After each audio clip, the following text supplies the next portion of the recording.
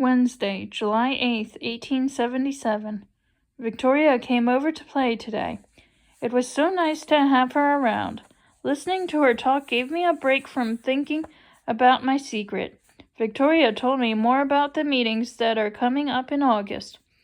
The people who will be hosting the meetings had a camp meeting here last year around this time. Victoria said there were thousands of people who came to hear the lady preacher. I couldn't imagine having that many people in our little town of Groveland. She said people came from different states all around. Now that I think of it, I do remember hearing about that last summer. I want to see the lady preacher and hear her for myself. Monday, July 23rd, 1877. Mr. Jones has been off drinking every night. I think since he has stolen that money. He now has plenty of money to spend on the stuff, so I guess he just can't help himself.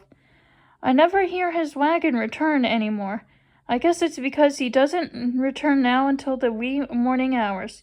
Then he sleeps until early afternoon, so between the hours of 2 and 6, I stay as far away from his house as I can. So far I have been able to avoid him completely. Wednesday, July 25th, 1877. The puppies have had their eyes open for a while now, and they are so cute. Johnny and I have decided which puppy we want to keep. There is one that seems more playful than the others and always runs to us as soon as we come in the barn. That's the one we want. He is white with brown patches and his ears flap in the wind when he runs. We check on all of them every day. I avoid Mr. Jones as much as I can, even more so than before, if that were possible. Down deep inside of me is that terrible secret I've been keeping about the money. I think it's going to make me sick if I don't do something about it. I toss and turn at night wondering what to do. I ask God to show me what is right. I ask him why I am the one who had to witness such a crime. He knows how shy I am and that I have a hard time talking to people. How does he expect me to be able to tell anyone about this horrible thing? In spite of my uncertainty, I trust that God will work this out. I have to. Sunday, August 5th, 1877. We still don't have a new preacher at church. We were told today that our new preacher and his family won't be able to come until the end of the month now. Is this God answering my prayers? Is he giving me more time to build the courage to let my secret out? It is an absolute miracle that Mrs. Parsons has not discovered the money missing yet. I guess she really is saving all of it for their move to New York. I am also thankful the new preacher is coming later than planned because that means Victoria and her mama will be able to stay longer.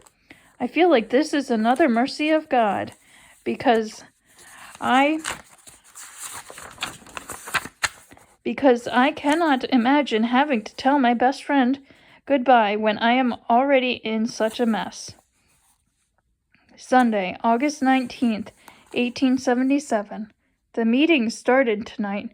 They had a big tent set up in the grove just outside of town. I could not believe how many people were there. Sure enough, there really was a lady speaker. Before she spoke, she was sitting at the front of the tent. She seemed so small and timid. She even looked a little shy, just like me. I couldn't believe that she was a preacher. Then when she got up to speak, her voice rang out loud and clear. Everybody could hear her. It was really amazing. Her message was amazing too. She talked about how the Bible is the Word of God, and that he is a God of love and mercy and grace and wants to serve him out of love. I left the tent with that peaceful feeling I've told you about before. I hope we get to go back.